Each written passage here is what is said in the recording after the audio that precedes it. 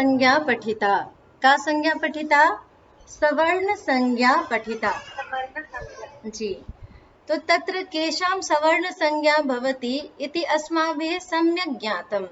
येषाम् आस्यं प्रयत्नश्च, आस्यम् इत्युक्ते उच्चारणस्थानानि, मुखे आगम्यमानानि उच्चारणस्थानानि, येषाम् उच्चारणस्थानानि पुनः प्रयत्नः इत्युक्ते आभ्यन्तर प्रयत्नश्च यस्य येन तुल्यं भविष्यति इत्युक्ते तुल्यता द्वयोः एव भवति। अतः यस्य येन तुल्यम् उच्चारणस्थानम् आभ्यन्तर प्रयत्नश्च इति द्वयमपि यस्य येन तुल्यं भविष्यति तस्य सवर्ण संज्ञा भवति। इतः परम् अग्रे एका पंक्ति अत्र लिखिता अस्ति, रील् री वर्णयोर्मिथः सावर्ण्यम्, अर्थात ऋकारस्य इति वर्णद्वयोः मिथः इत्युक्ते परस्परं सावर्ण्यं भवति, इत्युक्ते सवर्ण संज्ञा भवति। अर्थात ऋकारयोः सवर्ण संज्ञा भवति। एतद् यद् वचनम् अस्ति तद् वार्तिकम् इत्युच्यते। सूत्रं पूर्वं लिखितं, ततः परं वार्तिकस्य रचना जाता।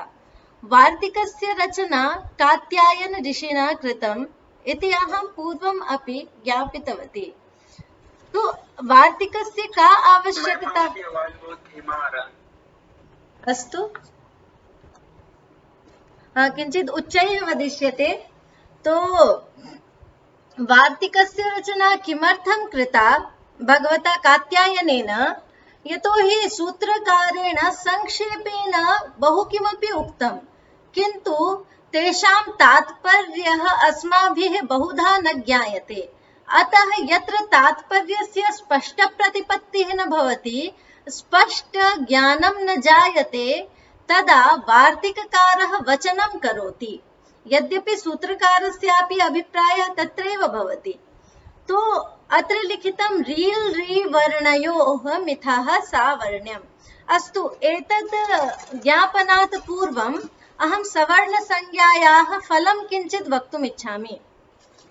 अस्माभिः यः सवर्णसंज्ञा पठिता तस्याः सवर्णसंज्ञायाः किं फलम् इति चेत् अस्माकम् एकं सूत्रम् अस्ति, एतत् अकः सवर्णे दीर्घः इति।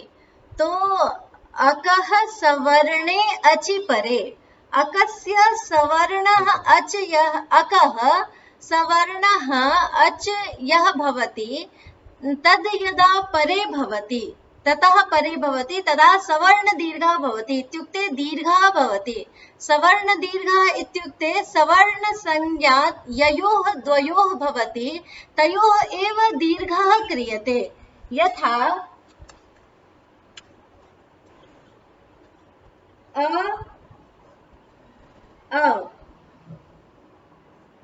द्वयोः सवर्ण संज्ञा भवति, अकारस्य अकारेण सवर्ण संज्ञा, पुनः अस्य फलं किं? दीर्घविधानम्। अकार सवर्णे दीर्घः इति सूत्रेण दीर्घविधानम्, एतत् फलम्।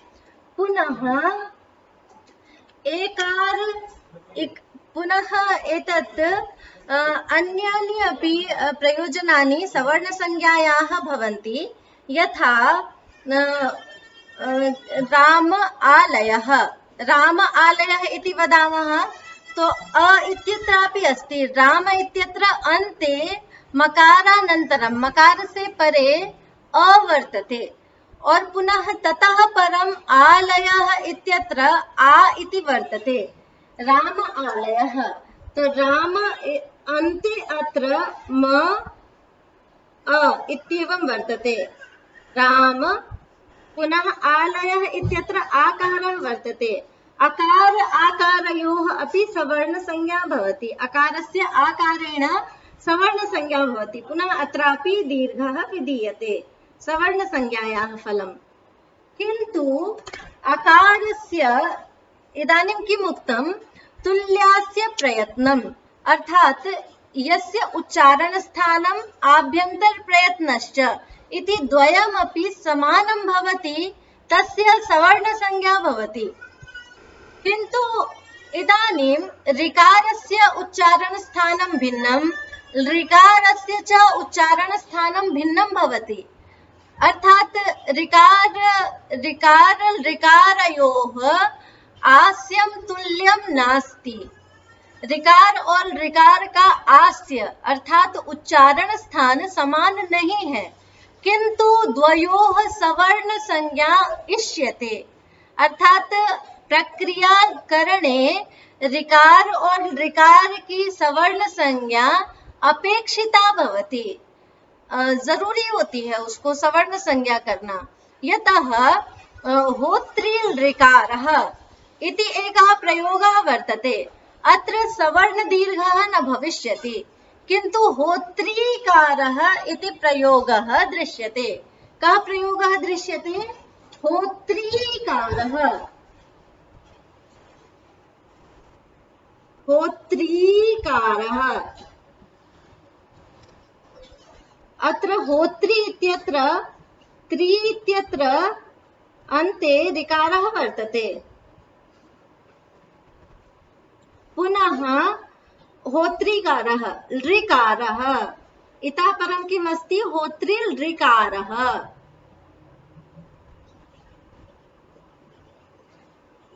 होत्री ऋकारः।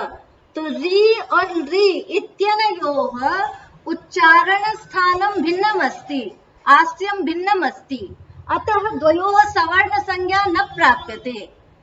तस्मात् री इति दीर्घरूपं कथम् आयास्यति? यतोहि अत्र तु दीर्घः एव न भविष्यति। तो तदर्थम् एव कात्यायन ऋषिणा वचनं कृतं। रील् री वर्णयोः यद्यपि सवर्ण संज्ञा न प्राप्यते, तथापि अस्माभिः अनयोः सवर्ण संज्ञा करणीया। तेन रील् री वर्णयोः सवर्ण संज्ञा भवति। यद्यपि द्वयोः आस्यं तुल्यं नास्ति, तथापि रील् री वर्णयोर्मिथः सावर्ण्यं वाच्यम् इति वचनबलेन ऋकार ऋकारयोः सवर्ण संज्ञा भवति। तस्याः सवर्ण संज्ञायाः फलं भवति अत्रापि दीर्घविधानम्। तेन री री इत्यनयोः संयोगेन, इन दोनों के योग से री इति रूपं निष्पद्यते। दीर्घ ऋकारः किं रूपं निष्पद्यते? दीर्घ ऋकारः निष्पद्यते। तर्हि होत्री इत्यत्र ऋकारस्य किं जायते? होत्रीति, होत्री इति जायते। अनयोः संयोगेन एतद् रूपं निष्पद्यते अस्माकम्। अस्तु, एतदर्थम् एतद् वचनं कृतं रील् री वर्णयोर्मिथः सावर्ण्यं वाच्यम्। तो एवं प्रकारेण किं भवति? ऋकारस्य 18 भेदाः भवन्ति। ऋकारस्य कति भेदाः भवन्ति? 18, 18 भेदाः भवन्ति। और ऋकारस्य अस्माभिः यः पठितं, ऋकारस्य कति भेदाः? 12 भेदाः। कति भेदाः भवन्ति ऋकारस्य? 12 भेदाः। कथं? तस्य दीर्घः न भवति इति अस्माभिः ह्यस्तन्यां कक्षायां पठितम्। और ऋकारस्य 18 भेदाः। तो एवं प्रकारेण ऋकारः अपि 30 भवति, द्वयोः योगः जायते। एवं प्रकारेण ऋकारस्यापि 30 भेदाः, पुनः ऋकारस्यापि 30 भेदाः भवन्ति इति वक्तुं शक्यते। कथं? यतोहि द्वयोः सवर्ण संज्ञा भवति। ऋकार ऋकारयोः सवर्ण संज्ञा भवति। ऋकारः अपि 18, ऋकारस्य च 12 भेदाः। द्वयोः संयोगेन 30 भेदाः आयान्ति, 30 भेद हो जाते हैं। तो ऋकार 30 प्रकार का होता है, ऋकार भी 30 प्रकार का होता है, ये हम कह सकते हैं। ये आगे कहीं इन्होंने पंक्ति लिखी है, सद्यः तु एषा पंक्ति न लिखिता, किन्तु यदा आयास्यति तदा अस्माकं बोधः भविष्यति।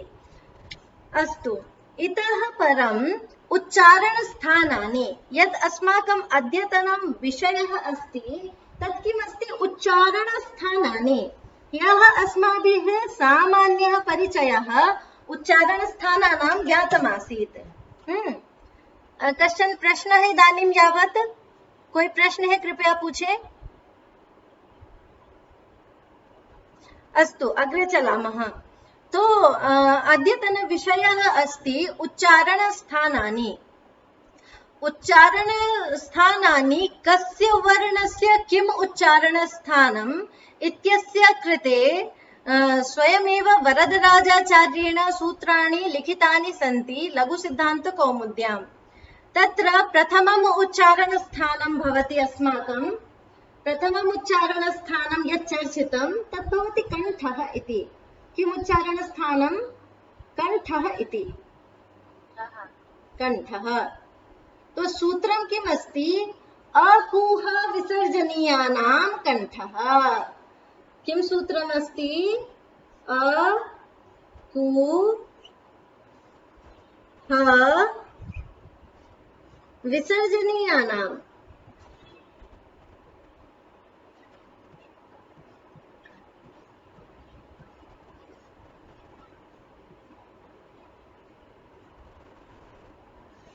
अकूह विसर्जनीयानां कण्ठः इति अस्माकं सूत्रमस्ति। अकूह विसर्जनीयानां कण्ठः। तो कण्ठः अत्र उच्चारणस्थानम् अस्ति। कण्ठः किमस्ति अत्र? उच्चारणस्थानं। पुनः तस्य उच्चारणस्थानस्य स्थाने कः? तो इत्युच्यते अकूह विसर्जनीयाः। अत्र समासः वर्तते। अकूह विसर्जनीयानाम् इति समस्तं पदं भवति। कीदृशं पदं भवति? समस्तं पदं भवति।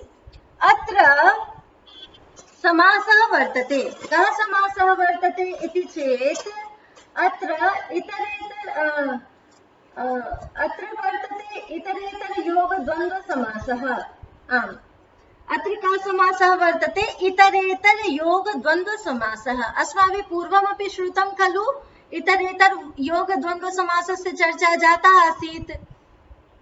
तो अत्र अकूह विसर्जनीयानाम् इत्यत्र द्वन्द्व समासः वर्तते। सः अपि कीदृशः? इतरेतर योग द्वन्द्वः। तो अस्य विग्रहं पश्यामः। अश्च, कः विग्रहः भवति? अश्च कुश्च अश्च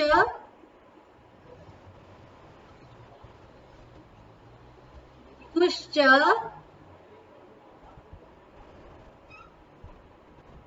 हश्च विसर्जनीयश्च।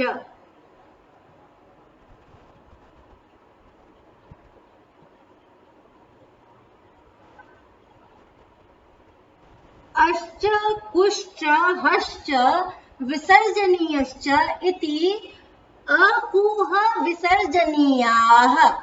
तेषाम् अकूह विसर्जनीयानाम्, तेषाम् अकूह विसर्जनीयानाम् इत्युक्ते एतत् यद् रूपम् अस्ति अकूह विसर्जनीयानाम् इति षष्ठी बहुवचनस्य रूपं भवति। कस्याः विभक्तेः रूपं भवति? षष्ठी बहुवचनस्य रूपमिदं भवति। तो अश्च कुश्च हश्च विसर्जनीयश्च इति अकूह विसर्जनीयाः। तेषाम् अकूह विसर्जनीयानां किं स्थानं भवति? कण्ठस्थानं भवति। पुनः अच, अनेन अकारस्य बोधः भवति। कस्य बोधः भवति? अकारस्य बोधः भवति। अकारस्य कति प्रकाराः भवन्ति?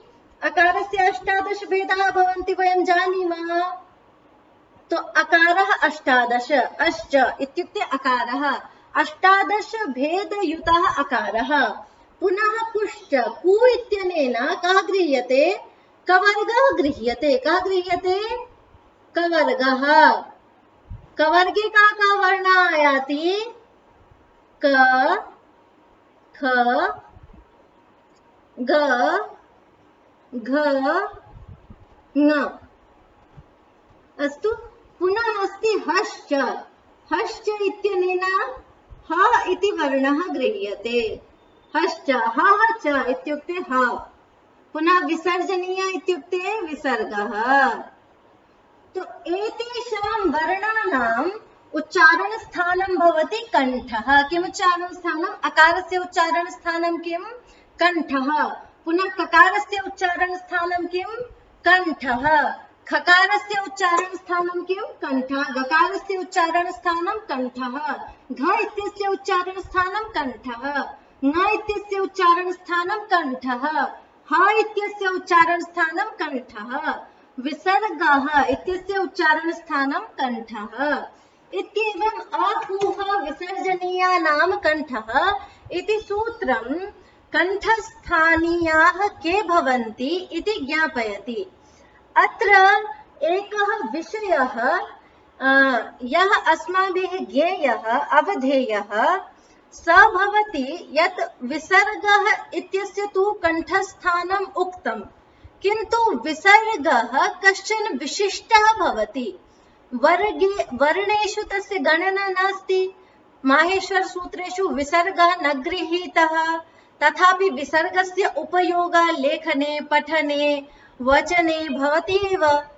तो एतेषां अयं यः विसर्गः अस्ति तस्य उच्चारणस्थानं कण्ठः तदा एव भवति यदा कण्ठस्थानीयेन वर्णेन सह अस्य योगः भवति।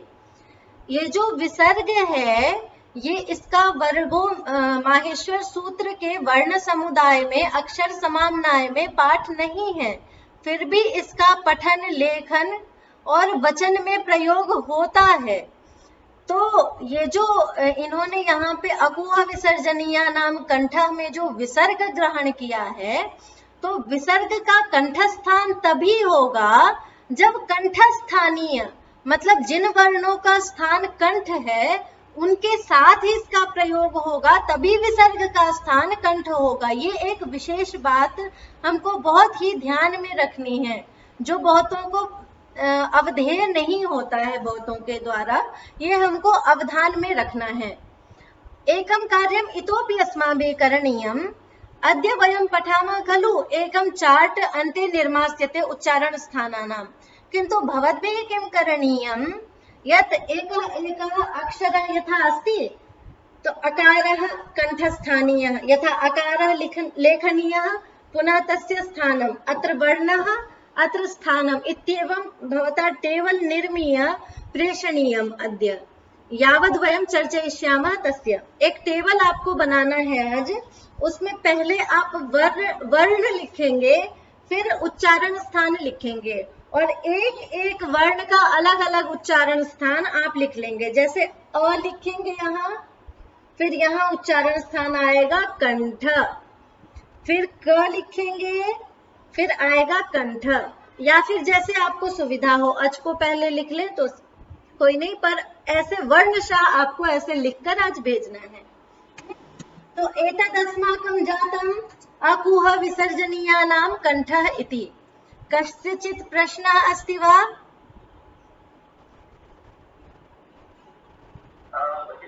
आं वदन्तु वेङ्कटेश महोदय।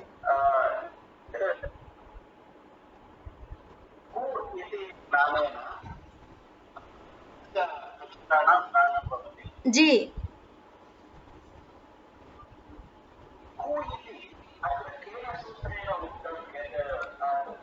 एतत् किम् अस्ति प्राचीनैः कु इत्यनेन कवर्गस्य ज्ञानं भवति इति किम् अस्ति, एते उदिताः इत्युक्तं वर्तते। इत्युक्ते सूत्रेषु तु न लिखितं, किन्तु कुचु टुतुपु एते उदिताः इति एवं पंक्तिः शास्त्रेषु दृश्यते। अपि च कु इत्यनेन सम्पूर्णस्य कवर्गस्य यथा प्रत्याहारः संज्ञा न कृता, तथापि अस्माभिः अण् अच् इत्यादीनां प्रत्याहार रूपेण व्यवहारः क्रियते। तथैव कु चु टु तु पु इत्येवं उदित निर्देशेन वर्गस्य निर्देशः प्राप्यते, परंपरया प्राप्यते। इत्युक्ते आचार्यैः तथा क्रियमाणः अस्ति, अतः अस्माभिः कु इत्यनेन कवर्गस्य ग्रहणः अद्यापि क्रियते। अत्र उदिताः इति पंक्ति एषा एव अस्ति शास्त्रे, कु चु टु तु पु एते उदिताः। तो एतैः उदितैः वर्गाणां ग्रहणं भवति इति प्राचीन व्यवहारेणैव आयाति।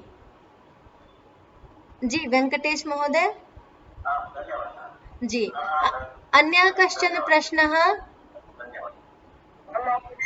आम जया महोदय किम्? हाँ कण्ठः अस्ति, कण्ठः अस्ति। पुनः अग्रे वयं पठिष्यामः यामाङ्गानां नासिका च इत्यपि पठिष्यामः वयं। तो नकारस्य नासिका अपि भविष्यति, कण्ठः अपि भविष्यति। तत्र नासिका च इति अहम् इदानीमेव विवेचयिष्यामि। तो तत्र चकारेण कण्ठस्यैव ग्रहणं भविष्यति। अतः नकारस्य कण्ठस्थानम् इति ज्ञानम् अनिवार्यम्। यस्य वर्णस्य अपि यस्य वर्णस्य उच्चारणस्थानद्वयम् अस्माभिः द्रक्ष्यते तस्य वर्णस्य द्वयमपि लेखनीयम्। यथा नकारस्य उच्चारणस्थानं लेखिष्यामः न, तो अग्रे इदानीं वयं पठिष्यामः नासिका अपि तस्य। तो कंठ प्लस नासिका, कंठ संयुक्त नासिका इत्येवं लेखनीयं स्थाने। अस्तु। जैसे नकार के दो उच्चारण स्थान हो जाएंगे, ऐसे ही ए औ के दो उच्चारण स्थान होंगे, तो दोनों संयुक्त ही होंगे सर्वदा। एकाकी कंठ से प्रयोग नहीं होगा, एकाकी नासिका से प्रयोग नहीं होगा। न इति वचनेन कंठस्यापि प्रयोगः नासिकायाः अपि प्रयोगः। आम शुभा महोदय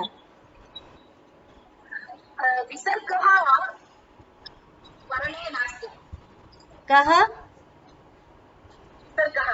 हाँ विसर्ग वर्णेषु उपदेष्टः नास्ति। अस्य कृते अयोगवाहाः इति शब्दः प्रयुज्यते। यथा विसर्गः अस्ति, अनुनासिकः अस्ति, यमाः सन्ति, एते केचन अयोगवाहाः भवन्ति।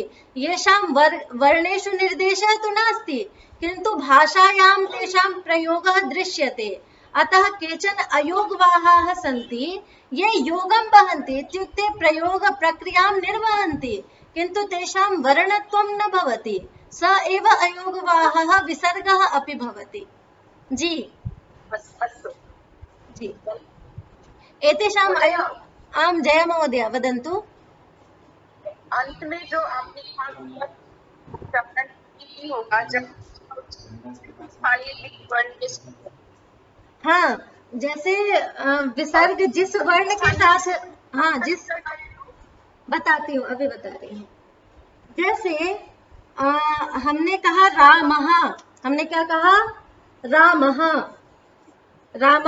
रामः कहने से विसर्ग जो है, विसर्ग का स्वतंत्र प्रयोग कभी नहीं होता, कभी नहीं देखा जाता। विसर्ग सर्वदा किसी न किसी वर्ण के आश्रित होकर ही प्रयुक्त होता है। तो रामः में जो विसर्ग है वो किसके आश्रित है? अकार के आश्रित है। यहाँ अ के आश्रित विसर्ग है, तो यहाँ विसर्ग का स्थान कंठ होगा, क्योंकि अकार का उच्चारण स्थान कंठ है। वैसे ही हरिः, क्या शब्द है? हरिः। यहाँ विसर्ग ई के आश्रित है, इह इति प्रयोगः दृश्यते। इह, यहाँ पे विसर्ग का स्थान तालु हो जाएगा। वैसे ही गुरुः, क्या शब्द है? गुरुः। यहाँ विसर्ग उ के आश्रित है। किसके आश्रित है? उह। तो विसर्ग का स्थान यहाँ ओष्ठ हो जाएगा, क्योंकि उकार का उच्चारण स्थान ओष्ठ होता है ना? अवबुद्धं वा कश्चन प्रश्नः? हाँ कंठस्थानीय, सिर्फ कंठस्थानीय नहीं है, लेकिन इन्होंने बस दृष्टांत के लिए, क्योंकि हर जगह उसका पाठ करते, उससे अच्छा इन्होंने एक सूत्र बनाया, अकुह विसर्जनीयानां कंठः, जिससे हम एक बार सामान्य जान जाए कि विसर्ग भी कोई चीज होती है, विसर्ग का भी प्रयोग होता है। फिर इन्होंने व्याख्या में लिख दिया कि वो जो विसर्ग है वो जिस वर्ण के आश्रित होगा उसका वो उच्चारण स्थान हो जाएगा। हम अनुभव भी करेंगे ना, रामः, हरिः, गुरुः। यद्यपि जैसे हरिः है, यहाँ पे विसर्ग को कहने में कहीं ना कहीं कंठ का भी उपयोग होता ही है, लेकिन तालु के बिना यहाँ नहीं कह सकते, क्योंकि ई के साथ ही हमको विसर्ग को कहना इह। विसर्ग सिर्फ अह तो विसर्ग यहाँ नहीं आएगा, तो यहाँ इह, ये तालु के साथ कंठ का ईशत संयोग कंठ का हर जगह होता है, इसीलिए इन्होंने विसर्ग को कंठस्थानीय कह दिया। और फिर इन्होंने व्याख्या की कि जिस वर्ण के आश्रित होगा उस वर्ण के समान ही इसका उच्चारण स्थान माना जाएगा। यद्यपि आपको ये कहना है, हाँ जी, कंठ का ईशत संयोग सर्वत्र रहेगा, इसीलिए इसको कंठस्थानीय कंठरवेन कहा गया, सूत्रकार ने कहा, है ना। अब स्पष्ट है जय जी। अन्य कश्चन प्रश्नः? महोदय, हरि में जो उच्चारण स्थान क्या माने? तालु मानेंगे और ईशत कंठ का तो संयोग सर्वत्र रहता है, लेकिन हम तालु कहेंगे वहां विसर्ग का उच्चारण स्थान। और जब उसका विवेचन करने चलेंगे, तालु स्थानिक है विसर्ग यहाँ, क्योंकि इकार के आश्रित है, पर जब उसका विवेचन हम देखेंगे तो वो कंठ से ईशत कंठ संयोग सर्वत्र है, इसलिए कंठ तालु कह लीजिए जी। विकास महोदय, प्रश्नः अस्ति? अस्तु, अग्रे चलामः तर्हि। अग्रिमम् उच्चारण स्थानम् अस्माकम् अस्ति। एतत् किम् अस्ति? एतत् बहुधा जनैः न व्याख्यायते, किन्तु एतत् एव इत्युक्ते सिद्धान्तः अयमेव अस्ति यत् इकारस्य आश्रयेण सह एव उच्चारणस्थानस्य निश्चयः भवति। स्वतः इकारस्य इत्युक्ते नहीं, विसर्गस्य। हाँ, विसर्ग स्वतंत्रतया कदापि उपयोक्तुं न शक्यते।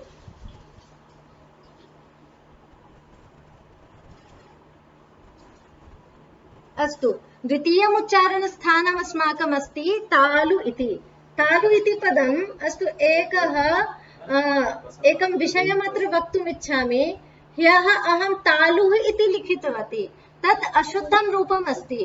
तालु इति शब्देन सह विसर्गः न भविष्यति कदापि, अशुद्धं रूपं तत्। तालु इति अशुद्धं, तालु इति शुद्धं, यतोहि तालु शब्दः नपुंसकलिङ्गः अस्ति। तालु शब्दः कीदृशः? नपुंसकलिङ्गः, यथा वस्तु शब्दः वस्तु सदृशम् अस्य रूपं चलिष्यति, वस्तु, वस्तुनि, वस्तूनि, तथैव तालु, तालु इति प्रथम एकवचनस्य रूपं नपुंसकलिङ्गकम्। कस्यां लिङ्गे वर्तते? नपुंसकलिङ्गे अस्ति। अतः अनेन सह विसर्गः न योजनीयः।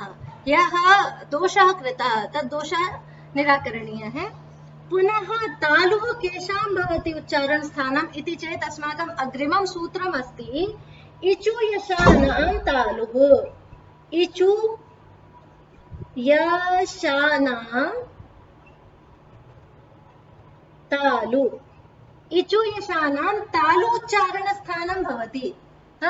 यत् किमपि उच्चारण स्थान विधायकं सूत्रम् अस्ति न, तत्र सर्वत्र प्रायः इतरेतर योग द्वन्द्व समासः एव वर्तते।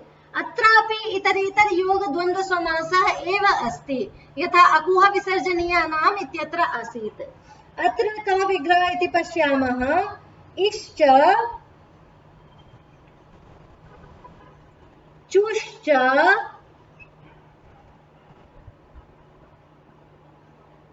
यश्च, पुनः शश्च।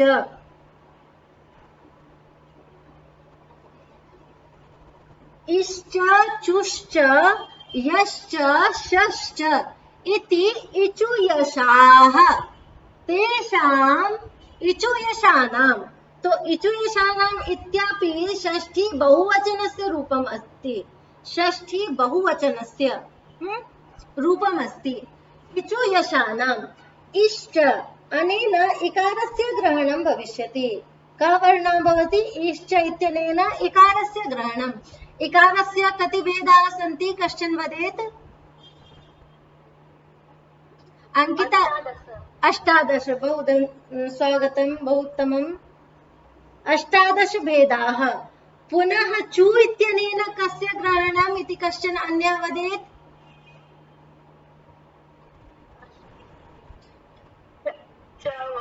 आम चवर्गस्य ग्रहणं यतो हि अस्माभिः दृष्टं न कु इत्यनेन कवर्गः तथैव चु इत्यनेन चवर्गस्य ग्रहणं चवर्गः पुनः यश्च इत्यनेन यकारस्य ग्रहणं भवति। अत्र एकः विषयः आयाति यत् एषः यकारः यः अस्ति य व ल इति त्रयाणाम् अपि वर्णानां भेदद्वयं भवति। द्वौ भेदः त्रयाणामपि भवतः। यकारस्य अनुनासिक भेदः अपि भवति अननुनासिक भेदः अपि भवति इति शास्त्रवचनम् अस्ति।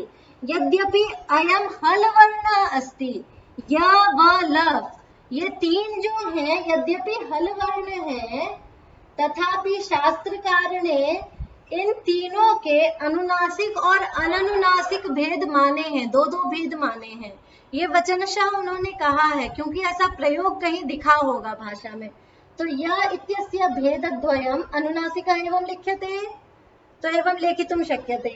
पुनः व इत्यस्यापि भेदद्वयम् पुनः ल इत्यस्यापि भेदद्वयं भवति। तो अत्र यश्च यश्च इति अस्ति तो अत्र द्वयोः भेदयोः ग्रहणं भविष्यति अनुनासिकस्यापि अननुनासिकस्यापि। य इत्यनयोः ग्रहणं भविष्यति यश्च इत्यनेन। पुनः स्यश्च इत्युक्ते तालव्यषकारः अस्य तु प्रयोगः अपि अस्य तु नाम अपि तालव्यः एव वर्तते। तो अनेनैव ज्ञायते अस्य उच्चारणस्थानं किं तालु इति। तो एवं प्रकारेण 18 इकाराणां चवर्गस्य चवर्गे के वर्णाः आयान्ति च छ ज झ य। अत्र एषः वर्गप्रयोगः यः कृतः सः लौकिक वर्णमालां दृष्ट्वा एव कृतः। यतो हि अस्माकं माहेश्वर सूत्रे तु अयं प्रमाणः न दृश्यते एव। तो चवर्ग इत्यनेन च छ ज झ य।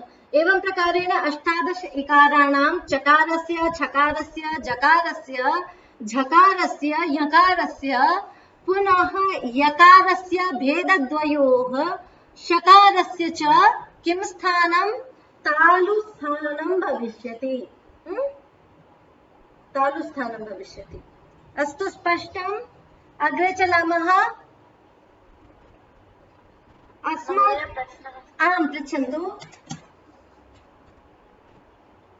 य का जो भेद है वो वही है। हाँ, दो ही भेद है इसके, अनुनासिक और अनन। ई का 18 इसलिए है क्योंकि अच के हमने 18 भेद माने ह्रस्व दीर्घ प्लुत भेद से, है ना। लेकिन य का जो है इन्होंने ऐसा कोई भेद ज्ञापन नहीं किया है। यद्यपि या ये प्रयोग रमायाह यहाँ पे या प्रयोग दिखता है तो इसका दीर्घ भेद होना चाहिए ऐसा कहते हैं। लेकिन यहाँ पे दीर्घ भेद या का नहीं है, यह तो स्वतंत्र है। यह जो है वो हल वर्ण है। यहाँ पे जो हम ये पूरा लिख रहे हैं ये उच्चारण के लिए लिख रहे हैं। वस्तुतः इसका स्वरूप कैसा है, ये हलंत है। ऐसे इसका वास्तविक लेखन ऐसे होना चाहिए। ये हलंत होकर ही तालुस्थानिक होते हैं। आकार का तो सर्वत्र कंठस्थान ही होगा, है ना। लेकिन व्यंजन का जो है आकार के बिना उच्चारण नहीं संभव है, इसलिए व्यंजन को सर्वदा पूर्ण लिखा गया। तो ह्रस्व इकार आदि जो अच हैं इनके 18 भेद कैसे हैं ये हमने देखा था ह्रस्व दीर्घ प्लुत भेद से। पुनः उनके तीन भेद हैं, उदात्त अनुदात्त स्वरित। फिर सबके दो भेद हैं, अनुनासिक अननुनासिक। लेकिन इस तरह का यकार का कोई भेद प्रचलन में नहीं है। ह्रस्व दीर्घ प्लुत भेद यकार का नहीं मिलता। और अनुनासिक और अननुनासिक सिर्फ ये भेद यकार का देखा गया है। तो इसका वास्तविक स्वरूप जो है अनुनासिक और अननुनासिक का वो ये है। यहाँ पे ये हलंत है लेकिन इसका उच्चारण संभव नहीं है, इसलिए आकार के साथ इसको बताया गया। तो यह जो है वो दो ही प्रकार का है, सिर्फ यह एक अननुनासिक अनुनासिक रहित और दूसरा अनुनासिक यकार। इन दोनों का ही प्रयोग देखा गया। दीर्घ अकार यकार हो ही नहीं सकता, क्योंकि दीर्घ ये जो भेद है सिर्फ रस्वों का हो सकता है, व्यंजनों का नहीं हो सकता। अचों का ही हो सकता है, वो सिर्फ स्वरों का ही हो सकता है भेद। ये जो अष्टादश भेद है ये सिर्फ और सिर्फ स्वरों के हैं, व्यंजनों के नहीं है। व्यंजन जो य व ल है ये आकार रहित ही अनुनासिक और अननुनासिक भेद के होते हैं। आकार सहित तो इनको सिर्फ इसलिए बताया गया ताकि इनका हम उच्चारण कर सके, नहीं तो ये अंदर ही घूमते रह जाएंगे, कभी बाहर स्पष्ट निकलेंगे ही नहीं, है ना।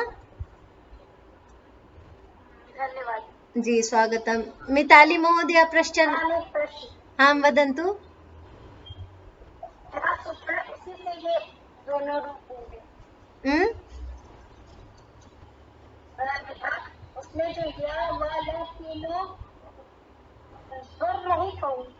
हाँ, स्वर रहित के ही दो दो भेद हैं। स्वर युक्त तो लिखा भी इसलिए जाता है क्योंकि हम उसको बोल पाए, आप बिना अ के वकार का उच्चारण ही नहीं कर पाएंगे, है ना। जी जी, फिर आगे चले। जी आगे चलते हैं। हमारा अगला उच्चारण स्थान है आम वदन्तु। आम।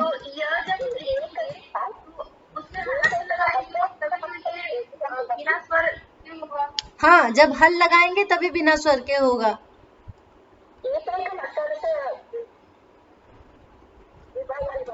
पुनः वदन्तु। हाँ, चवर्गस्य सर्वस्यापि यत्र कुत्रापि। हाँ शृण्वन्तु, यत्र कुत्रापि वयं व्यञ्जनस्य लेखनं करिष्यामः तत्र हलन्तम् एव भवति, किन्तु अकारयुक्तं रूपम् एतदर्थं लिख्यते यतोहि उच्चारणे सौविध्यं भवेत्, एतदर्थम् एव। नो चेत् एते हलवर्णाः सन्ति खलु, ते सर्वथा हलन्तम् एव भवन्ति। यथा उपरि अकुह विसर्जनीयानां कण्ठः लिखितः, तो क इति हलन्तम् अस्ति वास्तविकं कण्ठस्थानीयं, किन्तु तस्य उच्चारणमेव न सम्भवति अकारं विना, अतः अकारेण सहित एव लिख्यते। तथैव ह इत्यपि हलन्तमेव अस्ति तत्र वस्तुतः, किन्तु तस्य उच्चारणं तु भवतु, तदा तु उच्चारणस्थानं वयं वक्तुं शक्नुमः। अतः तस्य उच्चारणाय स्वरस्य तत्र अकारस्य योगः क्रियते। एकः नियमः अस्ति, अजरहितं व्यञ्जनं नोपयुज्यते इति, इत्युक्ते अकार अजरहितं स्वर रहितं व्यञ्जनं कदापि न उपयुज्यते।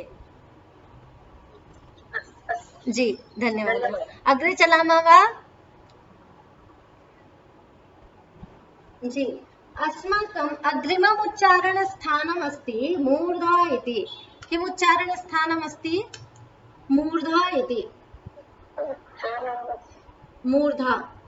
मूर्धा क्या है महोदय? आम्। च वर्गस्य भेदः अकारः न वा? नहीं, च वर्गस्य नहीं, केवलं शृण्वन्तु, केवलम् अचाम् एव भेदः। अच प्रत्याहारः अस्माभिः पठितः खलु, तो अच प्रत्याहारे ये वर्णाः आयास्यन्ति तेषाम् एव अष्टादश भेदः भवितुम् अर्हति, यतोहि ते अष्टादश भेदाः अचाम् एव भवन्ति, न तु हलाम। हलवर्णानां ते अष्टादश भेदाः न भवन्ति। हाँ, अपि च किन्तु य तथा यश नहीं, य व ल इत्यस्य अनुनासिक रूपं यद्यपि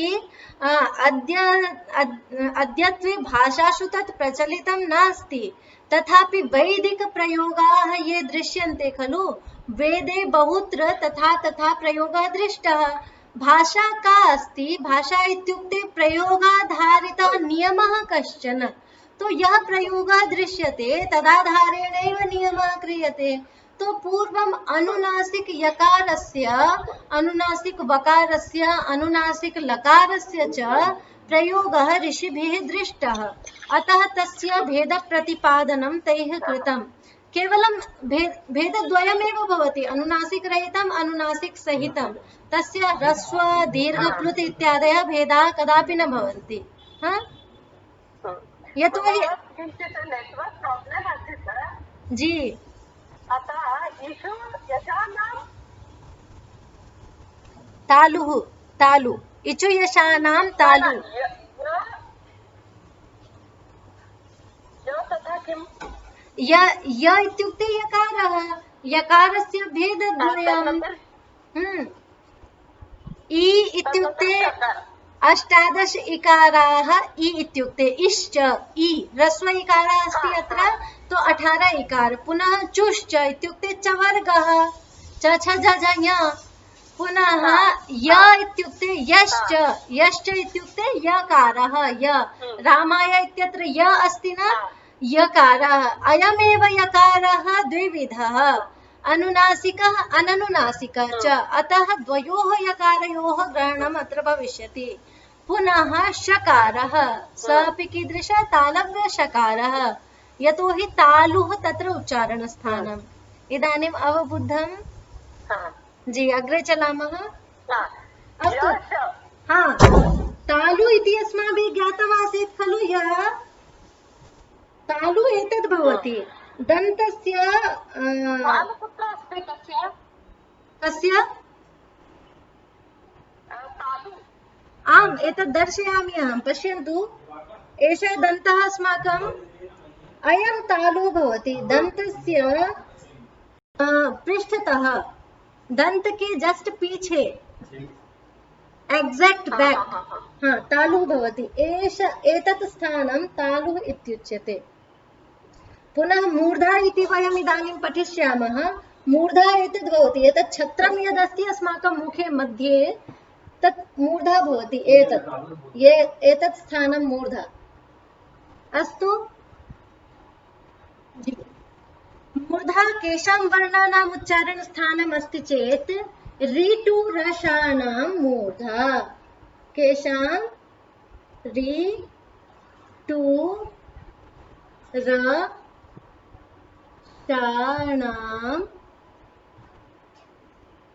ऋटु रसानां मूर्धा अस्तु एवमेव त्यजन्तु ऋटुरसानां मूर्धा तो अत्रापि इतरेतर योग द्वन्द्व समासः अस्ति ऋश्च ऋश्च इत्युक्ते धिकारः टुश्च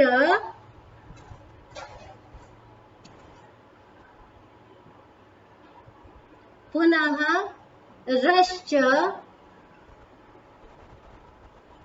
शश्च इति ऋटुरसाः ऋश्च टुश्च रश्च शश्च इति ऋटुरसाः अत्र रि इत्यनेन कस्य ग्रहणं ऋश्च इत्यनेन रि इत्यस्य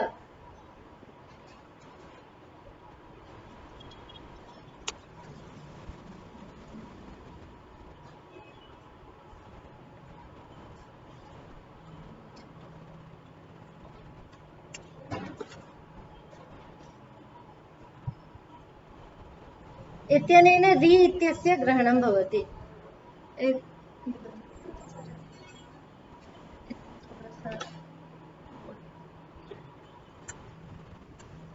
अनेन रि इत्यस्य ग्रहणं भवति ऋकारस्य कति भेदाः 18 भेदाः पुनः टु इत्यनेन टवर्गस्य टवर्गस्य पुनः रश्च इत्यनेन रकारस्य र इत्यस्य एतदपि हलन्तम् अस्ति इति ज्ञेयम् इदानीं यतोहि अस्य उच्चारणं न सम्भवति अकारं विना अतः र इति पूर्णं लिख्यते पुनः शश्च मूर्धन्यशकारः इदानीं मूर्धया अस्य उच्चारणं कृत्वा पश्यन्तु श जिह्वा तत्र किञ्चित् स्पृशेत् श तदानीं शुद्धं रूपं भवतः मुखात् निर्गमिष्यति श अस्तु एवं तो ऋकारस्य 18 भेदाः पुनः टवर्गः ट ठ ड ढ ण इत्येतेषां रकारस्य षकारस्य च किं स्थानं भवति मूर्धा इति उच्चारणस्थानं भवति अस्तु ऋश्च टुश्च रश्च शश्च ऋश्च नैव दृश्यते अत्र अस्तु एतदवधेयम् एतत् ऋश्च इति रूपं न आयास्यति अत्र किं रूपम् आयास्यति? आच, आच इति रूपम् आयास्यति। यतोहि ऋकारस्य प्रथमा एकवचने रूपं भवति आ इति। यथा पितृशब्दः भवति, भवन्तः रूपं तस्य स्मरन्तः स्युः, पिता पितरौ पितरः इत्येवं रूपं चलति पितृशब्दस्य। तो री शब्दस्यैव तद् रूपम् अस्ति। री इत्यस्य रूपं कथं चलिष्यति? आ औ अः इत्येवं री शब्दस्य रूपं चलिष्यति। अतः अत्र आच इति लेखनीयं, ऋश्च कदापि न लेखनीयम्। आच इत्येव प्रयोगः अत्र भविष्यति, यतोहि ऋकारस्य प्रथमा एकवचनान्तं रूपम् इदम्। किं रूपम्? आ इति ऋकारस्य प्रथमा एकवचनस्य रूपम्। अतः ऋटुरसानां मूर्धा इत्यत्र ऋटुरसानाम् इति समस्तस्य पदस्य यदा वयं विग्रहं करिष्यामः तो विग्रहवाक्ये एतत् किं भवति? विग्रहवाक्यं भवति। तो विग्रहवाक्ये आच इति आयास्यति, ऋश्च इति न लेखिष्यते, यतोहि तस्य प्रथमा एकवचने ऋकारस्य आ इति रूपं भवति। स्पष्टं वा? आच, तुश्च, रश्च, शश्च इति ऋटुरसाः इति रूपं निष्पत्स्यते। तो आ इत्यनेन आ इति ऋकारस्य प्रथमा एकवचनस्य रूपम्, अतः आ इत्यनेन ऋकारस्य ग्रहणम् अत्र। एतद् बहु अवधेयः विषयः अस्ति, बहुत्र पृच्छापि क्रियते, बहुत्र जनैः एतद् अशुद्धम् उद्यते। अतः एतस्य शुद्धम् एतद् ज्ञानम् अवश्यं धरणीयम्, स्वस्मिन् ध्येयम् एतत्।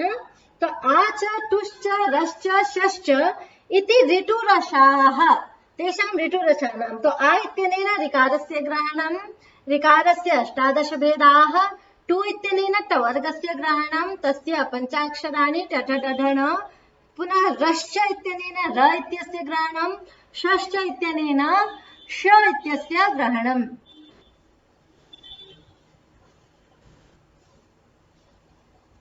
अरे यार, सोना